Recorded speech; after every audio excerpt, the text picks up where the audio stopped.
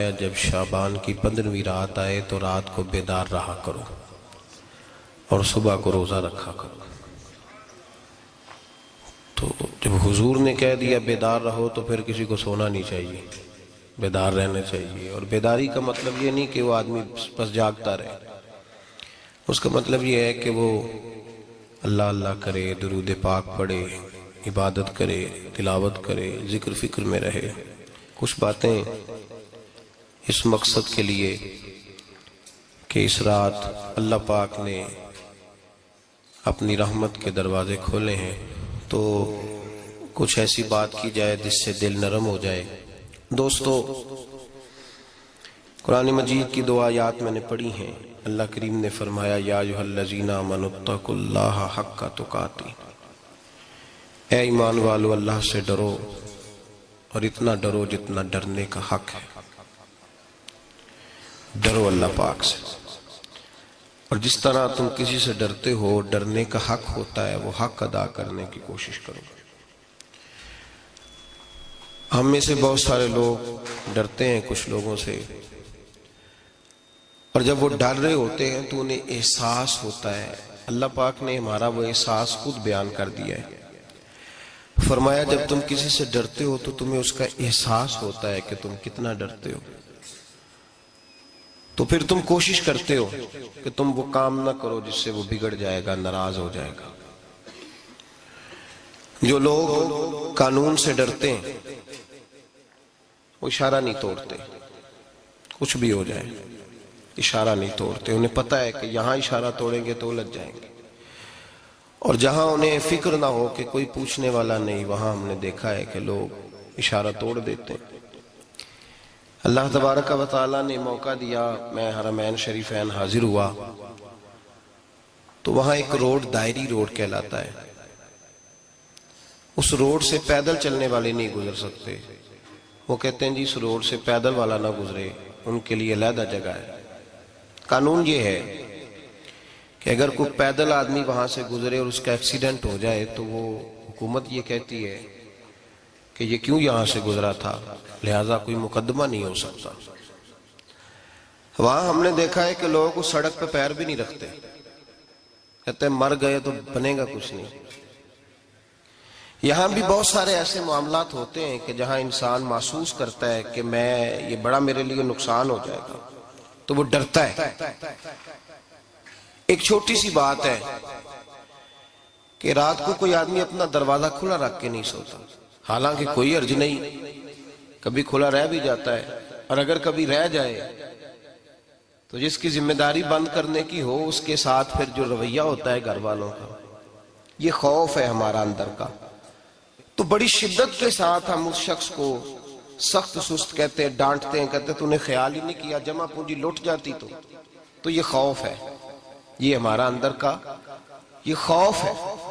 آپ بازار میں جائیں تو درجنوں لوگوں نے گن مین بٹھائے ہوئے ہیں، ان کا دل نہیں کرتا کہ اضافی تنخواہ دی جائے، کیا مطلب ہے ایک آدمی کو اضافی پیسے دینے کا، لیکن وہاں آدمی بٹھایا جاتا ہے، اس کو تنخواہ دی جاتی ہے، اس کی روٹی کا بندوبست کیا جاتا ہے، اس کے سارے ضروریات زندگی کا خیال رکھا جاتا ہے، اور پس منظر یہ ہوتا ہے کہ ڈر لگتا ہے اگر یہ شخص نہ ہوا تو ہمارے چوری ہو جائے گی۔ تو اللہ فرماتے ہیں کہ تو جہاں سے ڈرتا ہے تجھے پتا ہے، تو اس طرح کر کہ مجھ سے بھی اتنا ڈر جتنا ڈرنے کا حق ہے۔ یہ جھوٹ موٹ کا ڈراوا نہ پیدا کر کے اوہ اللہ معاف کرے جی، اچھا جناب بڑا ڈرتے ہیں آپ اللہ تعالیٰ سے، آپ نے تو کانوں کو ہاتھ لگائے، تو پھر آپ کیا کر رہے ہیں؟ اللہ معاف کرے جی میں تو بات نہیں کرتا، بس 2-4 آدمیوں کی پگڑی اچھالوں گا، اس سے زیادہ نہیں۔ ڈر لگتا ہے جی بات کرتے ہوئے، 15-20 آدمی بس میرے قابو آئے، یہ کس قسم کا ڈر ہے؟ ڈرنے کا حکم دیا، اور میرے رسول کریم سید عالم صلی اللہ تعالی علیہ وآلہ وسلم نے ارشاد فرمایا کہ تو رب کریم سے دنیا میں ڈر جا جس طرح ڈرنے کا حق ہے۔ جب قیامت کا دن آئے گا تو اللہ تجھے ڈرائے گا نہیں بلکہ اپنی رحمت کی چھاؤں میں جنت میں داخل کر دے گا۔ یہاں ڈر، ایک جگہ تو اللہ نے فرمایا ڈرو، اور کچھ جگہوں پہ فرمایا کہ جو میرے علم والے بندے ہیں نا، جن کو میں نے علم دیا ہے، عالم ہیں، ان کے بارے میں فرمایا کہ ان کے دلوں میں میری خشیت ہے، انما یخشی اللہ من عبادہ العلماء، اللہ کے بندوں میں سے جو علم والے ہیں وہ اللہ کی خشیت رکھتے ہیں۔ قرآن نے ایک جگہ کہا ڈرو، خوف کا لفظ بھی استعمال کیا، وَلِمَنْ خَافَ مَقَامَ رَبِّهِ جَنَّتَانِ، خوف بھی ہے اور خشیت بھی ہے۔ ان دونوں کا معنی ایک ہی ہے، ڈرنا، خوف کا معنی بھی اور خشیت کا معنی بھی، ڈرنا۔ جب آپ علماء لغت کو پڑھیں گے، عربی ادب کو جاننے والے لوگوں کا مطالعہ کریں گے تو انہوں نے یہی لکھا ہے کہ ان دونوں کا معنی ڈرنا ہے۔ میری طرف دیکھیے، توجہ کریں، کچھ سمجھانے لگا ہوں، اس نقطے کو ضرور سمجھیے گا۔ خشیت کا معنی بھی ڈرنا ہے، خوف کا معنی بھی، لیکن جب صوفیاء کے پاس جائیں نا، صوفیاء جو قرآن و سنت کی روح کی تفسیر کرنے والے ہیں، تو وہ کہتے ہیں نہیں، خشیت اور خوف میں فرق ہے، خوف اور ہوتا ہے، خشیت صوفیاء اس کی تفسیر اور کرتے ہیں۔ وہ کہتے ہیں خوف بھی ہوتا ہے اور خشیت بھی ہوتی ہے، الگ الگ چیزیں ہیں، ایک نہیں۔ بڑی خوبصورت بات ہے، اگر آپ سمجھ گئے تو آپ کو فائدہ دے گی۔ صوفیاء یہ کہتے ہیں کہ بھائی خوف ہوتا ہے اپنے گناہوں کا، کہ میں نے یہ گناہ کیے ہیں، اگر اللہ نے مجھ سے پوچھا تو مجھے بڑا خوف آتا ہے، مار پڑے گی، یہ خوف ہے۔ پھر سمجھ لیں، ایک آدمی نے حرام کا مال اکٹھا کیا ہے زندگی میں، معاذ اللہ اس نے بڑے پاپ کیے، گناہ کیے، شراب پی، بدکاری کی، معاذ اللہ تعالیٰ ثم معاذ اللہ۔ اب اسے ڈر لگ رہا ہے کہ اللہ تبارک و تعالیٰ نے پوچھا تو میں کیا جواب دوں گا، یہ خوف ہے۔ اور خشیت یہ ہے کہ ایک آدمی سارا دن نماز پڑھتا ہے، روزہ رکھتا ہے، عبادت کرتا ہے، اللہ کو یاد کرتا ہے، پھر بھی ڈرتا ہے، یہ خشیت ہے، یہ خشیت ہے۔ جو گناہوں سے ڈرے وہ خوف ہے، اور جو رب کی ناراضگی سے ڈرے وہ خشیت ہے۔ جو کہے یار میرا رب کہیں ناراض نہ ہو جائے، میرا رب کہیں مجھ سے، بڑی خوبصورت مثال دی۔ میں نے اپنے صاحب سے پوچھا کہ حضور یہ مسئلہ کیا ہے، تو فرمانے لگے ایک بادشاہ نے ایک غریب کی بیٹی اسے پسند آ گئی تھی، تو اس نے عزت کے ساتھ اس سے شادی کر لی، رشتہ بھیج کے، وقار کے ساتھ۔ بیٹی کا باپ اپنی بیٹی کے مقدر پر رشک کرنے لگا کہ میری بیٹی کو بادشاہ نے پسند کیا ہے، بادشاہ کے شہزادے نے رشتہ بھیج دیا ہے۔ شہزادہ بیاہ کے لے گیا بیٹی کو، 20 کنیزائیں، نوکرانیاں اس عورت کی خدمت کرنے پہ لگی ہوئی ہیں، اس کا ہر حکم ماننے کو تیار ہیں، لیکن وہ بی بی سویرے بھی رو پڑتی ہے اور شام کو بھی رو پڑتی ہے، روتی رہتی ہے۔ اس سے کسی نے پوچھ لیا کہ بی بی تو روتی کیوں ہے، 20 کنیزائیں ہیں، گھر میں سکون ہے، ہر شے ہے، تو روتی کیوں ہے؟ تو وہ کہنے لگی اصل بات یہ ہے کہ جو کچھ مجھے ملا ہے میں اس کے قابل نہیں تھی، تو میں ڈرتی ہوں میرا سائیں کہیں ناراض نہ ہو جائے، وہ ناراض نہ ہو جائے، میں قابل نہیں تھی، میری اوقات نہیں تھی، یہ من آنم کے من دانم، میں جو ہوں اس کا مجھے پتا تو ہے، اس نے میری حیثیت سے، میری اوقات سے، میرے ظرف سے، میری محنت سے بڑا بڑھ کے مجھے عطا کر دیا، میری چونکہ اوقات سے زیادہ دے دیا تو میں ڈرتی ہوں وہ ناراض نہ ہو جائے، کہیں میری یہ کھیل، یہ جو میں نے گھونسلہ بنایا ہے، یہ کہیں میرا ٹوٹ نہ جائے۔ میرے بھائی، میرے رسول کریم سید عالم صلی اللہ علیہ وسلم کے امت کے اولیاء، صلحاء، صوفیاء، اتقیاء، صحابہ، اہل بیت، یہ لوگ جب روتے تھے تو یہ کوئی اس لیے نہیں روتے تھے کہ یہ آج دوپہر کو چینی میں ملاوٹ کر کے آئے ہیں تو اس لیے رو رہے ہیں رات کو، اس لیے نہیں روتے تھے کہ آج انہوں نے جو شکر بیچی ہے اس شکر کے اندر بورا ملایا ہوا تھا، اس لیے نہیں رو رہے کہ آج 10 15 20 لاکھ رشوت کا مال بینک میں جمع کر، اس لیے تھوڑی روتے تھے، یہ تو اس لیے روتے تھے کہ اللہ تو نے بڑا کچھ عطا کیا ہے، کہیں ہم سے ناراض نہ ہو جانا، یہ تو اس کی خشیت میں رو رہے تھے۔ حضرت داؤد طائی رحمت اللہ تعالی علیہ، حضرت امام جعفر صادق جو نبی پاک صلی اللہ علیہ وسلم کے نواسے، جناب داؤد طائی کی ملاقات ہوئی تو امام جعفر صادق حضور کے نواسے، عرض کرنے لگے داؤد تائی یار میری بخشش کی دعا کرنا، رب مجھے معاف کر دے۔ تو حضرت داؤد تائی رحمت اللہ علیہ فرمان لگے امام صاحب آپ حضور کے نواسے ہیں، میں نے دعا کرنی ہے کہ آپ نے میرے لیے کرنی ہے؟ تو حضرت امام جعفر صادق رو پڑے، کہنے لگے یار تو نہیں کرنی ہے، اور اسی لیے تو تجھ سے دعا کرا رہا ہوں کہ کہیں ایسا نہ ہو نانا مصطفیٰ کی بارگاہ میں جاؤں تو وہ مجھے کہیں کہ میں کس طرح کا تھا تو کس طرح کا بن کے آیا ہے۔ یہی تو دعا کرانی ہے کہ میرے لیے دعا کر۔ جو جتنا بڑا ہوتا تھا نا اتنی زیادہ خشیت ہوتی، اور گناہگار کے تو اللہ تبارک و تعالیٰ بعضوں کا سزا دیتا ہے، آنسو سلب ہو جاتے، اس کو تو اپنے گناہوں پہ رونا ہی نہیں آتا، وہ تو روتا ہے بچہ نہ ہو تب روتا ہے، وہ تو روتا ہے پیسے نہ ہو تب روتا ہے، وہ تو اس وقت روتا ہے جب اس کا مال چلا جائے، اس کو تو بعضوں کا گناہگار کو تو بعضوں کا سزا ملتی۔ اللہ فرماتے تو دنیا کے لیے روئے گا، میرے لیے نہیں رو سکتا۔ اور جو رب کریم کے بندے ہوتے ہیں انہیں اللہ کہتا ہے تو دنیا سے بے نیاز ہے، تیری آنکھ سے آنسو جب بھی ٹپکے یا میرے لیے ٹپکنا چاہیے یا محمد مصطفیٰ کے لیے ٹپکنا چاہیے۔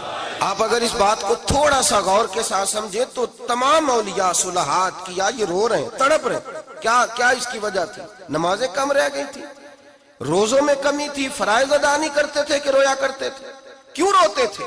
حضرت سیدنا عمر فاروق رضی اللہ تعالیٰ عنہ کے بارے میں صحابہ کہتے ہیں جناب عمر فاروق جب نماز پڑھاتے اتنا رویا کرتے تھے کہ 7ویں صف تک ان کے رونے کی آواز جایا کرتی، 7ویں صف تک ان کے رونے کی آواز جاتی۔ ہم لوگ بن کے بیٹھ گئے ہیں، ہم لوگ بن کے بیٹھ گئے، ہم یہ سمجھتے نہیں کہ ہماری حیثیت کیا تھی اور رب کریم نے ہمیں نوازا کیا ہے۔ آپ پڑھیے کتابیں، میرے رسول پاک صلی اللہ علیہ وسلم فرماتے ہیں میرا عمر جس گلی سے گزرے شیطان رستہ بدل جاتا ہے۔ نبی پاک فرماتے ہیں میرا عمر جب تک دنیا میں رہے گا دوزخ کو تالا لگا رہے گا۔ اس صاحب عزد الغابہ نے لکھا ہے نبی پاک صلی اللہ علیہ وسلم نے حضرت جبریل امین کو بلایا، فرمایا چل میرے عمر کی شان بیان کر۔ تو حضرت جبریل امین علیہ السلام عرض کرنے لگے یا رسول اللہ صلی اللہ علیہ وسلم 950 سال اگر اللہ مجھے عمر دے، 950 سال رب عمر دے، اور پھر بھی میں عمر فاروق کے فضائل بیان کروں تو میں نہیں کر سکتا، عمر کی شان میں نہیں بیان کر سکتا، 950 سال بھی اگر میری عمر ہو۔ نبی پاک نے فرمایا پھر میرے ابو بکر کے بارے میں، عرض کی یا رسول اللہ ابو بکر کی تو بات اس سے بہت آگے کی ہے نا، وہ نبی پاک کتنی عظمت بیان کر رہے ہیں، کس قدر زیادہ رسول کریم صلی اللہ تعالیٰ علیہ وآلہ وسلم ان کی عظمت بیان کرتے ہیں۔ حضرت عمر کیا کہتے ہیں، وہ لوگوں کو بتاتے پھرتے ہیں کہ تم نے دیکھا ہے نا میری کتنی عظمت ہے، وہ یہ نہیں کہتے۔ حضور فرماتے ہیں عمر کی بڑی شان بڑی شان بڑی شان، اور عمر کے پاس جب بھی کوئی جاتا ہے کہتے ہیں عمر آپ کا کیا مقام ہے، تو عمر فرماتے ہیں میں تو اونٹ چرانے والے کا بیٹا ہوں، میں تو اونٹ چرانے والے کا بیٹا ہوں، میں تو اونٹ چرایا کرتا تھا، میں تو 10 اونٹ نہیں سنبھال سکتا۔ حضرت فاروق اعظم رضی اللہ تعالیٰ عنہ سے کو پوچھتے جناب عمر آپ کا کیا حال ہے، تو آپ فرماتے یہ تو میرے مقدر ہے کہ میری بہن نے قرآن سنایا تو میں در رسول تک پہنچ گیا، ورنہ مجھے پوچھنے والا کوئی نہ ہوتا۔ کبھی جناب علی المرتضیٰ کا بازو پکڑ کے کہتے ہیں علی تو نہ ہوتا تو عمر ہلاک ہو جاتا۔ بھائی حضور شانیں بیان کرتے ہیں، نبی پاک کہتے ہیں میرے ابو بکر نے احسانات کیے، بڑے احسانات کیے، میں نے سب کا بدلہ چکا دیا، ابو بکر کا نہیں چکایا، اللہ کی بارگاہ میں عرض کروں گا یا اللہ تو ہی اسے بدلے دے۔ اور جناب ابو بکر صدیق سے کوئی پوچھتا ہے ابو بکر آپ کا کیا حال ہے، تو ابو بکر صدیق فرماتے ہیں مجھ سے میرے اندر کا عالم نہ پوچھو، اگر قیامت کے دن اعلان ہوا نا کہ سارے لوگ بخشے گئے ایک باقی بچا ہے تو مجھے ڈر لگتا ہے اکیلا ابو بکر ہی بچ جائے گا جو نہیں بخشا جائے گا، مجھے ڈر آتا ہے۔ او بھائی پن کے بیٹھ گئے لوگ، لوگوں کو پوچھ کر کے دیکھیں، کہتے ہیں کیا پاپ کیا ہے، کیا ہو گیا ہے؟ خشیت سے کانپتی ہوئی روحیں، تڑپتے ہوئے میرے رسول پاک کے غلام، اولیاء اللہ صوفیاء کرام کے رونگٹے کھڑے ہیں رب کریم کے خوف سے۔ جو جتنا مالک کو جانتا ہے اتنا کانپ رہا ہے، اتنا ڈر رہا ہے، جس کی آنکھوں سے آنسو خشک ہے مطلب یہ ہے یہ رب کو جانتا ہی نہیں، اسے کیا خبر اس کا جلال کتنا ہے، اسے کیا خبر اس کا عذاب کتنا ہے، تو کیا جانے۔ ان بطش ربک لشدید، جب وہ پکڑتا ہے تو بڑا سخت پکڑتا ہے۔ حضرت عثمان غنی کو 3 دفعہ میرے نبی پاک نے فرمایا جنتی ہے، جنتی ہے، العثمان فی الجنہ، العثمان فی الجنہ، العثمان فی الجنہ، 3 دفعہ حضور نے جنت کی بشارت دی۔ میرے مصطفیٰ کریم نے فرمایا میرا عثمان گلی سے گزرے تو فرشتے بھی اس کی حیا کرتے ہیں. جناب عثمان غنی جن کو میرے نبی نے 2 بیٹیاں دے کے کہا عثمان میری 100 بیٹی بھی ہوتی, ایک کے بعد دوسری انتقال کرتی جاتی تو میں ساری تیرے نکاح میں دے دیتا. وہی حضرت عثمان غنی قبر پہ کھڑے ہیں حضور کے وصال کے بعد, ایک قبر پہ کھڑے, آنکھوں سے آنسو جاری ہے, داڑھی ساری آنسوؤں سے بھر گئی ہے, روتے ہی جاتے ہیں روتے ہی جاتے ہیں. غلام کہتا عثمان یار رونا ہمیں چاہیے, رونا ہمیں چاہیے جن کو کوئی بشارت نہیں اور آپ کو تو 3 بشارتیں, روتے کیوں ہو؟ جناب عثمان غنی فرمانے لگے جس مصطفیٰ نے مجھے جنت کی بشارت دی اسی رسول نے فرمایا تھا قبر آخرت کی منزلوں میں سے پہلی منزل ہے, آخرت کی منزلوں میں سے پہلی منزل. سوچتا ہوں اگر رب کریم نے عثمان سے حساب پوچھ لیا, حساب کیسے دینا ہے میرے مصطفیٰ کریم نے. یہ تو بات ہے نا جناب عمر کی, یہ تو بات ہے حضرت عمر کی, حضرت ابو بکر کی, جناب عثمان غنی کی. اور جس شیر خدا کے بارے میں نبی پاک نے فرمایا علی منی وانا من علی, فرمایا علی اور میں 2 نہیں, میں علی ہوں اور علی میں ہے. جن کو فرمایا من کنت مولا ہوں وہذا علی مولا, جس کا میں مولا اس کا علی بھی, اس کا علی بھی. جس مولا علی شیر خدا کو یہ درجہ دیا. ولی المرتضی اٹھے ہیں, نماز کا وضو کیا ہے, مصلی کی جانب جانے لگے تو جناب علی کا وجود تھر تھر کانپنے لگا, تھر تھر چھم چھم آنسو برسنے لگے. حضرت سیدنا امام حسن آگے بڑھے, ابا جی کیا ہوا؟ فرمایا حسن ڈر رہا ہوں, مالک کی بارگاہ میں جا رہا ہوں, کہیں رب علی کو دھتکار ہی نہ دے, کہیں مالک علی سے حساب ہی نہ پوچھ لے, کہیں اللہ تبارک و تعالیٰ ناراضگی کی نظر سے ہی نہ دیکھ لے. او بھائی ہم لوگ اتنے دلیر, اتنے تگڑے, اتنے سیاہ, اتنے عقل مند, اتنے گناہوں کے پیچھے پہاڑ ہیں, لیکن مجال ہے کوئی ایک قطرہ وہ آنسو جو ہم نے سنبھال کے رکھے ہیں دنیا داری پہ بہانے کے لیے. کبھی اپنا حساب کر, کبھی سوچ. روز شکوہ کرتا ہے, کہتا ہے میرے پاس پیسے نہیں, گاڑی نہیں, کار نہیں, کوٹھی نہیں, سرمایہ نہیں. کبھی سوچ جو کچھ ہے اگر رب کریم میرے اور آپ کے اعمال دیکھے تو ہماری حیثیت ہے کہ وہ سارا کچھ ہمیں دیا جاتا, ہماری اوقات تھی کہ وہ ہمیں دیا جاتا جو اس نے دیا ہے. ٹٹول کے دیکھیں, عمر گزر گئی شکوے کرتے, ذرا پلٹ کے دیکھیں. اگر ہمارے گناہ اور ہماری نیکیاں اکٹھی کی جائیں تو ہم جزا والے نہیں سزا والے نکلتے ہیں معاذ اللہ. محمود غزنوی بڑا پیار کرتے تھے ایاز کے ساتھ, بڑا پیار کرتے تھے, نوازا کرتے تھے. روز کوئی نہ کوئی تحفہ ملتا تھا ایاز کو.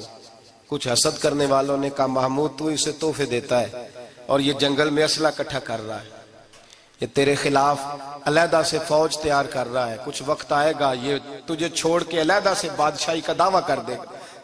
محمود غزنوی کہنے لگے یہ کس طرح کی بات؟ کہا تمہیں پتہ ہے کہ ایاز عصر سے لے کر عشاء تک کہاں رہتا ہے؟ محمود کہنے لگے یار واقعی میں نے کبھی پوچھا تو نہیں. شک کا بیج بو دیا, شک کا بیج بو دیا. محمود غزنوی کہنے لگے اچھا آج میں پیچھا کروں گا, تفتیش کروں گا, تحقیق کروں گا کہاں جاتا ہے, تحقیق کروں گا. محمود غزنوی نکلے پیچھا کرنے. عصر کے بعد ایاز نے جنگل کا رخ کیا, محمود بھی پیچھے پیچھے ہو لیے. کہتے ہیں جنگل کے بیچ جا کے ایک جھونپڑی آئی, اس جھونپڑی کے اندر ایاز گئے, دروازہ کھولا اندر چلے گئے. مجھے بڑا غصہ تھا کہ ہر بات مجھے بتاتا ہے, یہ کیوں نہیں بتائی؟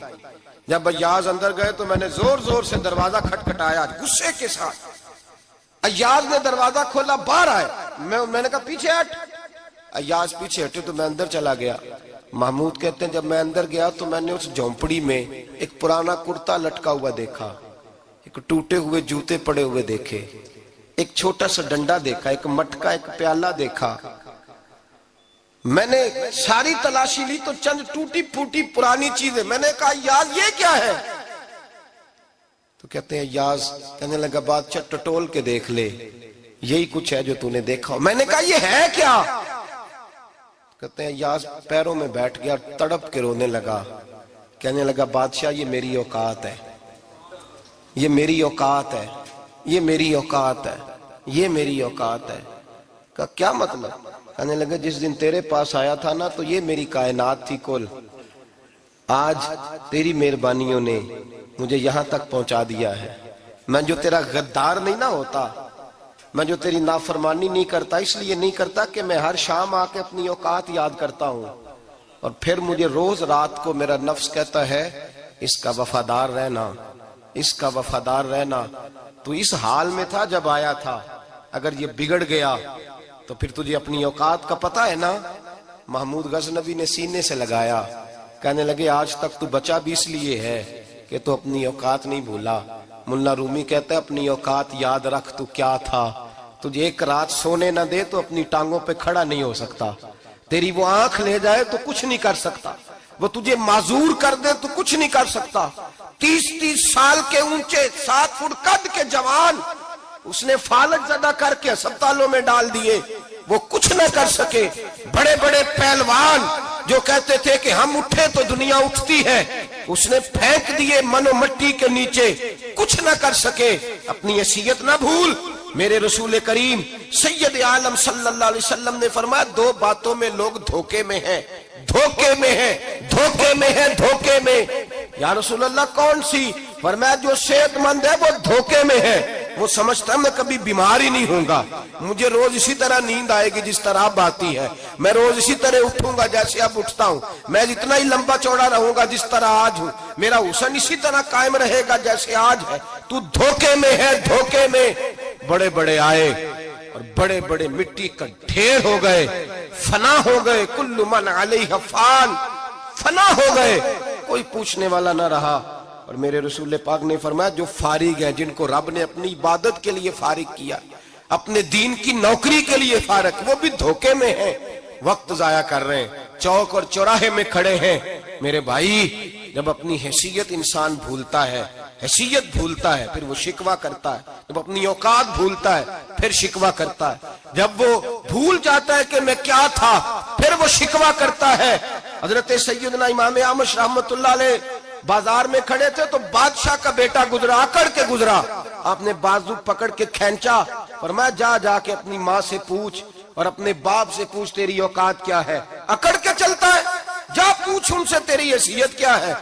حضرت جناب سیدنا امام اعمش نے ڈانٹا تو واپس آیا، آگے کہنے لگا ابا وہ امام کیا کہتا تھا کہ میری اوقات کیا ہے، کیا اوقات ہے میری؟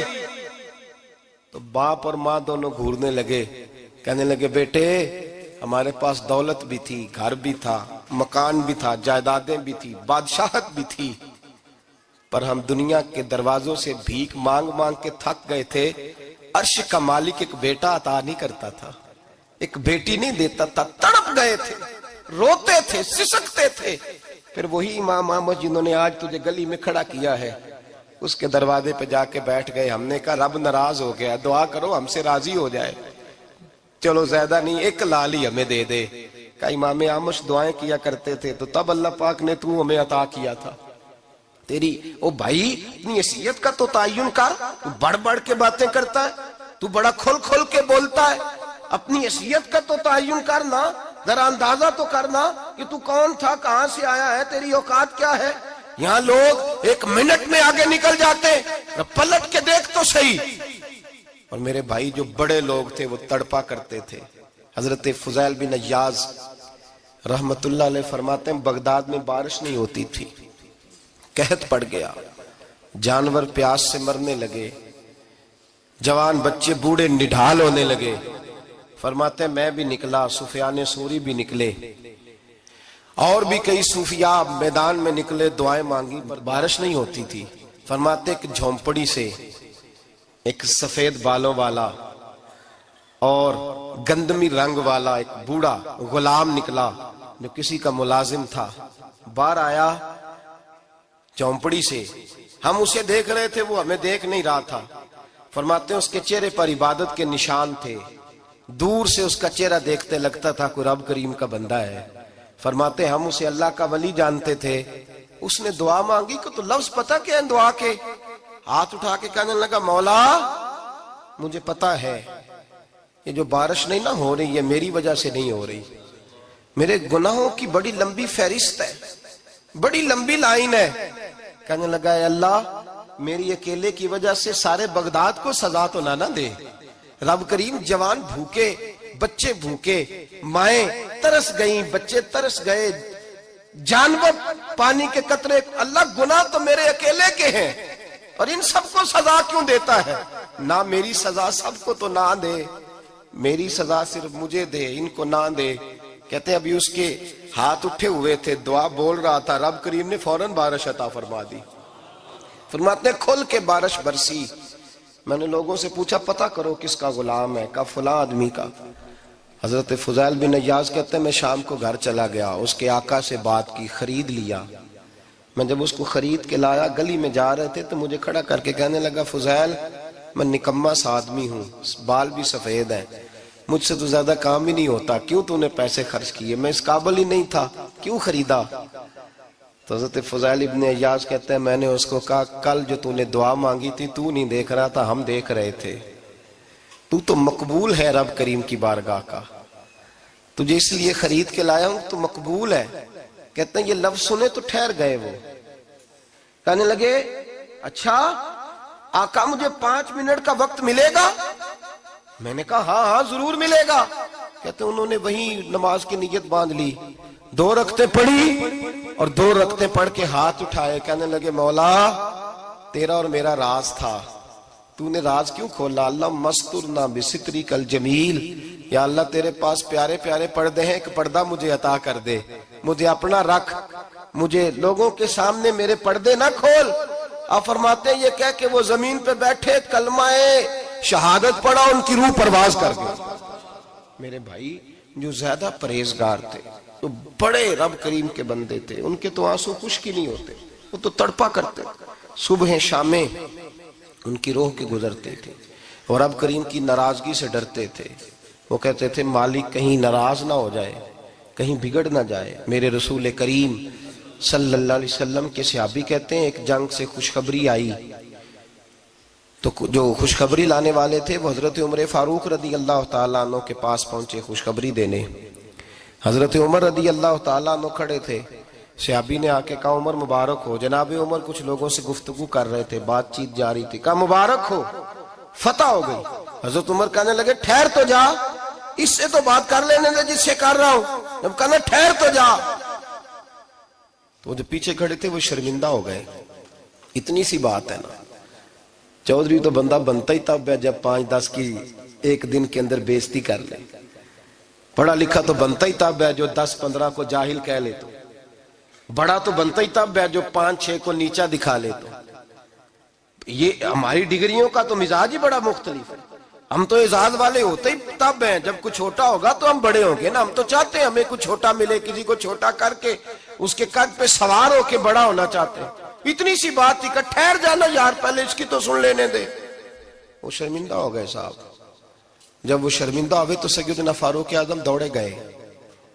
सहाबा कहते हैं गारा था, कीचड़ था, उस गारे में सर रखा, सजदा करने लगे, उठे, कहने लगे मौला अपने उम्र से नाराज ना हो जाना, ये कल तक ऊंट चराया करता था, आज तेरी मखलूक को शर्मिंदा करने लग गया है, ये अपनी हैसियत ही भूल गया, इसे खबर ही नहीं कि ये क्या था, ये आज तेरी मखलूक को शर्मिंदा करता है। अल्लाह अपनी उम्र से नाराज ना हो जाना। वो शख्स कहते हैं पीछे आके खड़ा रो रहा हूं। मैंने कहा उमर क्या कर रहे हो? फरमाया नहीं यार मैंने तुझे शर्मिंदा किया है, ये मैं भूल गया था कि मैं क्या हूं। भाई अपनी हैसियत का तायुन करें, आओ आज अपनी हैसियत का तायुन करें, देखें हम कहाँ थे, कहाँ बैठे, पलट के देखें क्या थे हम, क्या है, रातें कहाँ गुजरती हैं, सुबह कहाँ बीतती हैं। एक लम्हे के लिए पलट कर अपने जुल्म, ज्यादतियां, झूठ, गीबतें, बेहयाइयां, अपनी जिंदगी के उमूर का अगर हम यक नजर जायजा लें, पीछे पलट के देखें तो हजरत जनाब सैयदना गौसे आजम जिलानी रदी अल्लाह ताला अन्हु फरमाया करते थे अगर लोग अपने गुनाह याद करें तो वो परेशान हो जाएं कि हमें पानी का कतरा क्यों मिल रहा है। वो अगर अपनी गलतियां याद करें तो उन्हें एहसास हो कि उनका सांस कैसे चल रहा है। तो भाई अगली बात सुनोगे तो और हैरान हो जाओगे। हजरत गौसे आजम रदी अल्लाह ताला अन्हु फरमाया करते, आप फरमाया करते कि अब ख्याल आता है, अब सोच आती है कि रब करीम ने कितनी ढील दी हुई है। हम हैं कि समझते हैं ये मेरी अक्लमंदी का कमाल है कि मुझे सारा कुछ नाफरमानी के बावजूद भी मिल रहा है। भाई خشیت الہی پیدا کریں. جتنا بندہ بڑا ہوتا تھا اس کے دل میں خوف بھی اللہ کا وہ جانتا تھا. حضرت امام اعظم ابو حنیفہ بیٹھے تھے تو ایک بی بی فتویٰ پوچھنے آئی. بی بی روز خاوند سے مطالبہ تو کرتی ہے، فلاں چیز چاہیے فلاں چیز چاہیے. اللہ کرے وہ یہ مطالبہ کرنے لگ جائے کوئی شے نہیں چاہیے، جو چاہیے حلال کا چاہیے. آمین تو کہہ دیں. اللہ کرے بی بی یہ مطالبہ کرنے لگ جائے سوکھی روکھی چاہیے پر چاہیے مجھے جائز دینا، بے شک ایک وقت دینا. اللہ کرے یہ مطالبہ ہونے لگ جائے. شب برات کی بڑی مقدس رات، اللہ کرے اس رات یہ مطالبہ ہونے لگ جائے. ایک بی بی آئی خاتون، چرخہ کاٹتی ہے، سوت بناتی ہے. حضرت امام صاحب سے مسئلہ پوچھنے آئی. کیا مسئلہ پوچھا اس نے؟ کہنے لگی حضرت جی میں نا رات کو اپنی چھت پہ بیٹھ کے چرخہ کاٹتی ہوں، سوت بناتی ہوں. 14ویں رات کا چاند جب چڑھا ہوتا ہے تو اس کی روشنی میں میں چرخہ کاٹتی ہوں. کئی دفعہ نا بادشاہ کا لشکر میری گلی سے گزرتا ہے، بڑے بڑے لالٹین انہوں نے پکڑے ہوتے ہیں، بڑے بڑے روشن دان، بڑی بڑی ان کے اندر روشنی ہوتی ہے. تو حضرت جی کئی دفعہ نا وہ جب گزرتے ہیں تو ان کی روشنی میں بھی میں کچھ سوت بنا لیتی ہوں. مسئلہ یہ پوچھنا تھا کہ اس روشنی میں جو سوت بناتی ہوں اس کی کمائی میرے لیے جائز ہے کہ ناجائز ہے؟ اس کی روشنی میں حضرت امام اعظم نے اللہ اکبر کا اور چھم چھم آنسو گرنے لگے. حضرت امام صاحب نے اپنا گریبان پکڑا اور کھینچا، قمیض پھٹ گئی. کہنے لگے بی بی مسئلہ چھوڑ، تو پہلے بتا تو ہے کون، کہاں سے آئی ہے، کون ہے بتا. تو کہنے لگی میں حضرت بشر حافی کی ہمشیرہ ہوں. میں حضرت بشر حافی، وہ جو درویش ننگے پیر نہیں پھرتا رہتا بغداد کی گلیوں میں، میں اس عظیم بھائی کی بہن ہوں، بشر حافی کی ہمشیرہ ہوں. تو حضرت امام اعظم فرمانے لگے کوئی اور بی بی آتی تو اس کے لیے جائز تھا، کیونکہ وہ جان بوجھ کے تو کسی کی روشنی نہیں استعمال کرتی، خود آتی ہے. کوئی اور آتی تو جائز تھا، تیرا مقام بڑا ہے، تیرے لیے جائز نہیں. لیے جائز نہیں تو اپنی حیثیت کا تعین کر، یہ تیرے لیے درست نہیں. بھائی بڑا تو تب ہوگا جب تیری احتیاط بڑی ہو جائے گی، بڑا تب ہوگا جب تیرا تقوی بڑا ہو جائے گا، بڑا تو تب ہوگا جب تو حلال حرام کے معاملے میں باریک باریک چیز کا خیال رکھے گا. اور اگر تو کہ خیر ہے دیکھی جائے گی، ساری دنیا کر رہی ہے، ساری زمانہ کر رہا ہے، فلاں بھی کر رہا ہے، وہ خدا کے بندے یہ کس طرح کا معاملہ ہے، یہ کس طرح کی جمہوریت ہے؟ اپنے آپ کو سمجھائیں اور میرے عزیز خشیت والی زندگی پیدا کریں، تقوی والی زندگی پیدا کریں.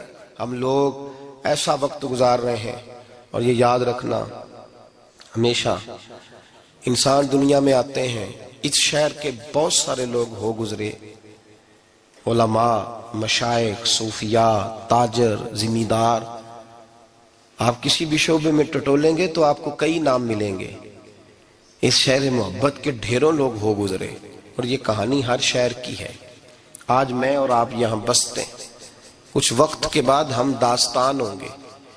امام شافعی رحمت اللہ علیہ فرماتے ہیں میں ایک شہر سے گزر رہا تھا تو میرے پیر کو ٹھوکر لگی، میں نے زمین کھودی تو ایک کھوپڑی نکلی. کھوپڑی نکلی تو اس کے اوپر تاج بھی تھا.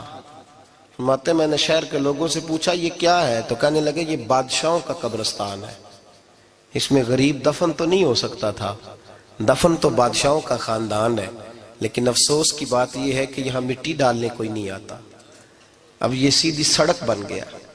بھائی کبھی پلٹ کے دیکھ، ہزاروں لوگ آئے، اس روڈ سے کروڑوں لوگ گزرے اور منزل کو چلے گئے، لوگوں نے یاد نہیں رکھا. آپ اپنے حصے کا عمل کرنے آئے، ٹھیکیدار نہیں ہے کوئی اپنی اولاد کا، بال بچے کا، بہن بھائی کا. حق ضرور ہے، ان کے لیے محنت ضرور کرے گا، لیکن اس کو یہ اجازت نہیں ہے کہ وہ کہے کہ میں اب بڑا ذمہ دار ہوں تو میں نے 20 کروڑ بینک بھر کے جانا ہے. حضرت عمر بن عبدالعزیز رحمت اللہ تعالیٰ علیہ کے انتقال کا وقت آیا تو اپنے بیٹوں کو بلایا، فرمانے لگے بیٹو تمہارا باپ بزدل تھا، تمہارے لیے کچھ کر نہیں سکا. کہ ابا جی کیا ہوا؟ فرمانے لگے بیٹے میں بزدل تھا، جہنم سے ڈر گیا، تمہارے لیے کوئی بینک بیلنس اکٹھا نہیں کر سکا. میں تھوڑا دلیر ہوتا، دوزخ سے نہ ڈرتا تو تجوریاں بھر کے جاتا. पुराने बादशाह महल छोड़ के गए हैं पर मेरे पास कुछ नहीं है, बादशाह होने के बावजूद मैं फकीर हूं, खाली हाथ जा रहा हूं। बुज़दिल जो था, आपने जब ये लफ्ज कहे तो बच्चे रोने लगे, कहने लगे अब्बा जी हमें तो फख्र है, हमें तो फख्र है, जिस गली से भी हम गुजरते हैं कपड़े हमारे सादे होते हैं पर लोग दुकानें छोड़ के मिलते हैं, कहते हैं नेक बाप की औलाद जा रही है, ये बड़े मर्तबे वाले बाप की औलाद जा रही। भाई याद रखें, खशियत इलाही पैदा करें, ना अपनी जात के साथ जुल्म करें। अगर आप कोई भी गलत काम करते हैं तो उसका जवाब आपने देना है। अगर आपने 1 करोड़ रुपया नाजायज कमाया है तो वो अल्लाह आपसे नहीं, आपके बच्चे से नहीं पूछेगा, बीवी से नहीं पूछेगा, बहन भाई से नहीं, वो आपने जवाब देना है। आपने अपने अमाल पर गौर करें। आज शब बारात है, मेरे नबी करीम सल्लल्लाहु अलैहि वसल्लम ने फरमाया कि मेरी उम्मत की इतनी बख्शिश होगी, मदीने में सबसे ज्यादा बनु कल्ब का कबीला बकरियां पालता है, उनकी बकरियों के बालों से भी ज्यादा अल्लाह मेरी उम्मत की बख्शिश फरमाएगा। इसको तौबा की रात कहा जाता है। तौबा का मतलब ये होता है कि अल्लाह मैं आज के बाद गुनाह नहीं करूंगा। तौबा का मतलब होता है कि मैं आज के बाद ये गलती, आपका मुलाजिम कितनी बार गलती करे तो आप रख लेते हैं, एक दिन में 100 दफा करे तो गुंजाइश है उसको रखने की, अल्लाह रख लेता है, कहता तू तौबा कर, है गुंजाइश। मेरा ख्याल है जो 10 बार भी करे उसके लिए भी गुंजाइश है, उसके लिए भी गुंजाइश है। उस्ताद बाप होता है, बच्चे से गलती हो जाए तो कहता तुझे अर्जाना भरना पड़ेगा। बच्चे लगे नहीं होते स्कूलों में, जुर्माने लगे होते हैं, छुट्टी का लहदा है, फलां काम का लहदा है, हालांकि बाप है। भाई अल्लाह फरमाता है तू तौबा कर, और तौबा ये है कि मैं आज के बाद ये गुनाह, जिस आदमी ने कल 5 नमाजें नहीं पढ़नी उसका आज तौबा करने का क्या मतलब है? तौबा का क्या मतलब है कि मैं आइंदा गुनाह, तो जो सवेरे 5 नमाजें नहीं पढ़ना चाहता, कहता कल जोर नहीं मैंने पढ़नी, चलो फजर तक जागना है, फजर पढ़ लूंगा, तो उसने तौबा की है। को मजाक है? अस्तगफिरुल्लाह अस्तगफिरुल्लाह, अल्लाह माफ कर दे, क्या माफ कर दे? सवेरे तो मस्जिद आएगा। भाई आप किसी जगह, हम सादे लोग हैं, देहाती लोग, ये हमारा देहात का माहौल है, बच्चे को मारते हैं ना मदरसे वाले के, तो हम कहते हैं दोबारा करेगा, तो क्या कहते हैं अगो, तो जो बच्चा कहे तुसी थप्पड़ दो मार लो मैं सवेरे फिर करना जी, तो उसको माफी मिलेगी? ये कैसी माफी है कि सवेरे मैं नमाज नहीं पढ़नी जोर की, लेकिन या अल्लाह माफ कर दे, या अल्लाह। ये झूठ है, ये धोखा है, ये मजाक है, मजाक नहीं करे। और बंदा कोई सियाना हो तो मजाक बर्दाश्त नहीं करता, और माज अल्लाह अस्तगफिरुल्लाह, रब करीम के साथ मजाक। या अल्लाह मेरी तौबा, या अल्लाह मेरी तौबा, या अल्लाह मुझे माफ कर दे, या अल्लाह माफ कर दे, और सवेरे झूठ फिर बोलना है उठते ही, तो ये कैसी तौबा है? तौबा का मतलब होता है कि मैं तौबा करता हूं आज के बाद गुनाह, तो तौबा को समझे तो सही ना मेरे भाई, तौबा को समझे। तमाम सहाबा, चूंकि शराब हराम नहीं थी तो हर आदमी पिया करता था, जब हराम हो गई तो फिर किसी ने मुंह नहीं लगाया, तौबा हो गई तो फिर हो गई, फिर मामला खत्म हो गया। फिर कभी करीब हजरत मरसद बिन नबी मरसद अल बगवी रदी अल्लाह ताला अन्हु हुजूर के सहाबी हैं, आप फरमाते हैं मेरे अंदर एक गलती थी, मेरा बहुत सारी खवातीन के साथ दोस्ताना था। नबी पाक की बारगाह में जब मैं गया, इस्लाम की बायत की, तो हुजूर ने फरमाया तेरी नजर झुकी रहनी चाहिए, खबरदार किसी औरत से तेरा, कहते एक नसीहत नबी पाक ने की। आप फरमाते हैं मैंने अपने दिल को इस तरह समझाया, इस तरह समझाया कि औरतें अगर मेरे पास आके खड़ी होती थी तो मेरे अंदर का वजूद कहता था कि हो ही नहीं सकता मेरी तवज्जो जाए, इसलिए कि तौबा की है, अब दोबारा उधर तवज्जो जा सकती। मेरे भाई तौबा को उसके मफहूम के साथ तौबा करें, झूठ नहीं बोलें, गुनाह नहीं करें। मेरे रसूल करीम सल्लल्लाहु अलैहि वसल्लम ने फरमाया इस्तिगफार पढ़ा करो, मैं दिन में 100 मरतबा इस्तिगफार करता हूँ। हुजूर कहते हैं मैं दिन में, हुजूर 100 दफा दिन में इस्तिगफार करते। इमाम हसन के पास एक शख्स आया, कहा मेरे पास औलाद नहीं, फरमाया इस्तिगफार पढ़। एक फिर आ गया, उसने कहा हुजूर मेरे पास रोजी नहीं, फरमाया इस्तिगफार पढ़। एक और आया, उसने कहा हुजूर बीमारी बड़ी है घर में, फरमाया इस्तिगफार कर। आपके साहिबजादे बैठे थे, कहा अब्बा जी जो आता है आप इस्तिगफार ही बताते हैं। आप फरमाने लगे जब कोई बंदा तौबा करता है तो रब राजी बड़ा होता है।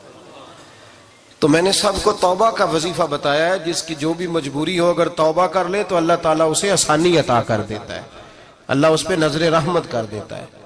اپنے آپ کو تبدیل کریں، نماز کو اس کی حقیقت کے ساتھ پڑھا کریں، اس کی حقیقت کے ساتھ نماز کو پڑھیں، 5 وقت مسجد میں حاضری دیں، چھوڑ کے سارے کام چھوڑ کے، باقی سارا کچھ بعد میں۔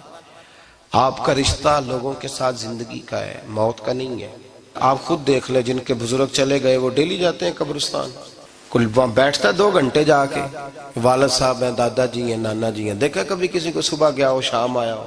یہی حال ہمارا ہوگا، بالکل کوئی نہیں جائے گا۔ اور پھر جب کوئی انتقال کر جاتا ہے نا تو کوئی یہ نہیں کہتا کہ ابا جی کو غسل دے لو، کہتے ہیں میت کو غسل دو۔ ماں آنکھوں کی ٹھنڈک ہوتی ہے لیکن کہتے ہیں لاش کو اٹھاؤ، جنازے کو اٹھاؤ۔ آپ کے رشتے ناطے ختم ہو گئے۔ اگر آپ ناراض نہ ہوں تو مجھے جنازے پڑھانے کا موقع ملتا ہے، 1-2 بات عرض کرتا ہوں، اس کے بعد ذکر کرتے ہیں، انشاءاللہ دعا ہوگی۔ جنازوں پہ جانے کا اتفاق ہوتا ہے تو میں جنازے سے محسوس کرتا ہوں بہت ساری چیزوں کو۔ میں دیکھتا ہوں کہ جنازہ ہونے کے باوجود لوگ یہ سمجھتے ہیں کہ یہ ہونا تھا کام، یہ ہو گیا، اور وہاں کیفیت یہ ہوتی ہے کہ صرف یہی جنازہ ہے، اسی نے فوت ہونا تھا، ہم تو بچے ہوئے ہیں۔ قرآن پاک سے محبت کرنا، قرآن پاک پڑھنے والوں سے پیار کرنا، قرآن کے مدارس کو آباد کرنا، یہ بڑا مشکل ہوتا جا رہا ہے۔ ہم ایک مدرسہ چلاتے ہیں، ہم محسوس کرتے ہیں کہ یہ بڑا کٹھن معاملہ ہے، بڑا کٹھن۔ ایک تو تنقید کی نظر بھی سب سے زیادہ اداروں کی طرف ہوتی ہے، اور سب سے کم تعاون بھی اداروں کے ساتھ ہوتا ہے، مجبوری کے ساتھ ادارے وقت گزارتے ہیں۔ اپنا رجحان مدارس کی جانب کریں اور دین سیکھنے کی طرف رجحان کریں، قرآن مجید صحیح پڑھنا سیکھیں، قرآن مجید صحیح سمجھنا سیکھیں۔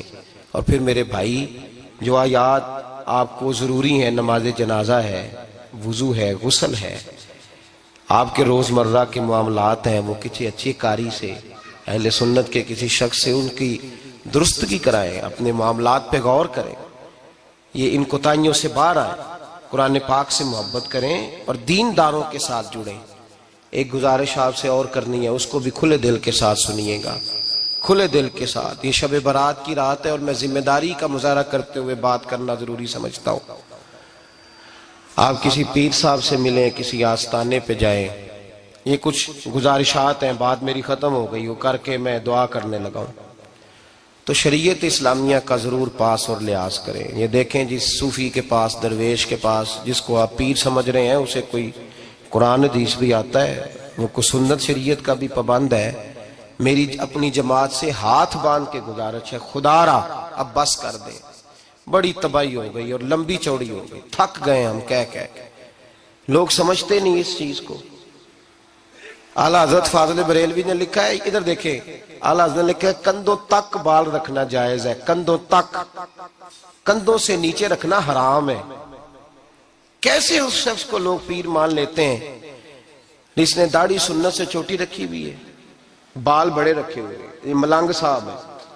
ان تماشوں سے باہر آ جائیں، اللہ تبارک و تعالیٰ کی بارگاہ کی طرف رجوع کریں۔ ہم دم کے قائل ہیں، درود کے قائل ہیں، میں سارا دن پتہ نہیں 20 تعویذ لکھ کے دیتا ہوں، ہمارے بزرگوں کا طریقہ ہے، یہ چیزیں جائز ہیں، ان کی شریعت میں اصل ہے، دلیل ہے، لیکن کل دین یہ نہیں ہے۔ اپنے آپ کو بچائیں اور علم کی طرف رجوع کریں، تقوی کی طرف رجوع کریں، ان ظالموں سے، بہروپیوں سے اپنے آپ کو بچائیں۔ اور میں ان لوگوں کو بھی دعوت فکر دیتا ہوں جو ہمیں روز آ کے کہتے ہیں یہ تمہارا پیر تو یہ تمہارا پیر، جب ہم خود کہہ رہے ہیں ہمارا نہیں، تو ہم کسی شرابی کبابی کو اٹھا کے کہہ دیں یہ تمہاری جماعت کا بندہ ہے تو تم رکھ لو گے؟ کہو ہم اگر کہہ دیں تمہاری جماعت یہ درس دیتی ہے تو تم مان لو گے؟ یہ کیا بات ہوئی؟ اگر کسی جماعت کا کوئی شخص غلط ہے، اور ہم درباروں والے نہیں، ہم تو مسجدوں والے لوگ ہیں۔ دربار تو ایک ضمنی چیز ہے، بن بھی جائے تو ٹھیک ہے، ورنہ تو میرے نبی پاک نے فرمایا ہر مومن کی قبر جنت کا باغ ہوتی ہے۔ تو اندر دربار ہی بنا ہوا ہے، جنت کھلی ہوئی ہے، اوپر بلڈنگ بننا اتنا ضروری کام؟ مہربانی فرمائیں، ایک تو اپنے آپ کو دین کی طرف راغب کریں، رمضان شریف آئے گا، اپنی اصلاح کی کوشش کریں، اور جب کسی دینی مجلس میں جائیں تو روح کی دنیا لے کر کے جائیں، کچھ سیکھنے کے ارادے سے جائیں، کچھ درس لینے کے ارادے سے جائیں، جمعے پڑھیں، دروس سنیں، تو کچھ لینے کے ارادے سے جائیں اور دین کی خدمت میں اپنے حصے ڈالنے کی کوشش کریں۔ اس سے صرف چندے کا معاملہ نہیں، اس سے مراد یہ ہے کہ اپنی اولاد کو، اپنے بچے کو، اپنے آپ کو دیندار بنائیں۔ یہ آپ کا دین میں حصہ ہوگا، یہ آپ کا دین کے ساتھ تعاون ہوگا۔ آخری بات میرے بھائی آپ حضرات سے یہ ہے، اس کو ضرور سمجھیں، خواتین کو پردے کا پابند کریں، ان کو پردہ داری سکھائیں۔ پردہ شریعت میں ضروری ہے، اور جواب دہ عورت نہیں ہوگی، اس کا خامند ہوگا، اس کا باپ، اور اس کا اگر بھائی بڑا سربراہ ہے تو وہ جواب دہ ہوگا کہ عورت بے پردہ کیوں نکلتی ہے۔ تہذیب کے نام پر بد تہذیبی نہ کریں، خبردار کوئی ایسا کام نہ کریں جس سے اللہ رسول ناراض ہو۔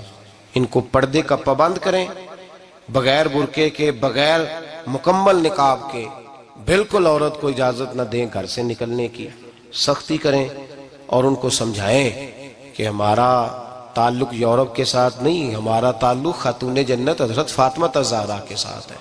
ان کو پابند کریں، اور یہ میں ذمہ داری سے بات کہہ رہا ہوں، مرد ذمہ دار ہے اگر اس کی عورت باپردہ نہیں ہے، وہ ذمہ دار ہے، اور اللہ کی بارگاہ میں اس کی کوئی بات قابل قبول نہیں ہوگی۔ اور شب برات کی رات اتنے لوگ گواہ ہیں کہ یہ پیغام آپ کو پہنچایا گیا، آپ کو پہنچایا گیا، آسمان زمین اور ہوا گواہ ہے کہ ہمیں یہ بات پہنچائی گئی کہ ہمیں ان کو پردہ کرانا ہے۔ ذکر ہوگا، ذکر کیا ہے؟ ذکر ہے اللہ کو یاد کرنا۔ اور میرے نبی پاک صلی اللہ علیہ وسلم نے ایک حدیث میں فرمایا، رب کا ذکر اس طرح کرو کہ لوگ تمہیں دیوانہ سمجھیں۔ یہ لوگ باتیں کرتے ہیں تو کھول کھول کے، اللہ کے ذکر کی باری آتی ہے تو تھک سے جاتے ہیں۔ تھک کے ذکر نہیں کریں، ذکر کریں تو پوری دل جمی کے ساتھ، سرور کے ساتھ، کیف کے ساتھ۔ اور آج کر کے تو دیکھیں بھلا ذکر میں ہوتا کیا ہے، یہ لذت کیا ہے، یہ کیف کیا ہے۔ میرے بچے چھوٹے مجھ سے کہتے ہیں ذکر لمبا کرایا کریں۔ بیٹا اکثر مجھے کہتا ہے ذکر جو ہے نا وہ جب آپ بڑا لطف آتا ہے ذکر میں۔ ذکر تو ایک کیفیت ہے، لگ جائے تو اس کا ایک اپنا ذائقہ ہے۔ تو ذکر کریں اللہ کا، درود شریف پڑھیں۔ دعا کیا ہے؟ آج لائٹ کو بند کر کے جب ہمارے ہاں ذکر ہوتا ہے، دعا ہوتی ہے، تو ہمارے بزرگ یہ کہتے ہیں، ہم ثابت یہ کرنا چاہتے ہیں کہ ہم مجمع میں نہیں بیٹھے، یا اللہ تیری بارگاہ میں بیٹھے ہیں، ہمیں تو ساتھ والا دیکھ نہیں پا رہا۔ دعا مانگے، اور اللہ سے مانگے تو کھول کے مانگے۔ اور آج اگر ہو سکے نا تو کوئی ایک آدھ قطرہ گرا ہی دے۔ میرے نبی پاک نے فرمایا محفل میں چند لوگ بھی رو پڑیں تو سب کا کام بن جاتا ہے۔ آپ میں سے کوئی نیک آدمی ایسا ہوگا تو ہمارے جیسے کئی گناہگاروں کو ساتھ اللہ اس پہ فضل فرمائے گا۔ یہاں ذکر کے بعد دعا ہوگی، دعا کے بعد پھر سلام ہوگا، پھر ایک دفعہ آخر میں دعا ہوگی، پھر آپ کو کچھ وقت دیا جائے گا انفرادی طور پہ نفل ادا کرنے کا، 4 6 نفل پڑھ کے نئے سرے سے تازے ہو کے آپ حضرات تشریف لائیں گے، اور پھر انشاءاللہ تعالی یہاں لنگر کا بندوبست ہوگا۔ آپ حضرات کے لیے ماں حضر جو کچھ ہے آپ کو پیش کیا جائے گا۔ کوشش کریں روزہ رہ ہی جائے صبح کا، ویسے بھی پریکٹس ہوگی رمضان کی، اور شعبان میں زیادہ روزے رکھنا میرے نبی پاک کی سنت بھی ہے، اس لیے ضرور کوشش کریں کہ